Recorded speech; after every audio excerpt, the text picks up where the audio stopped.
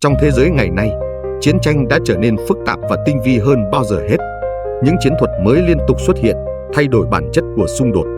Chiến tranh mạng âm thầm tấn công hệ thống máy tính của đối phương.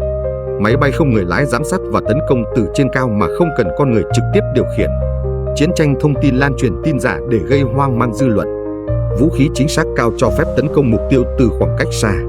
Và chiến tranh hỗn hợp kết hợp nhiều phương thức tấn công khác nhau.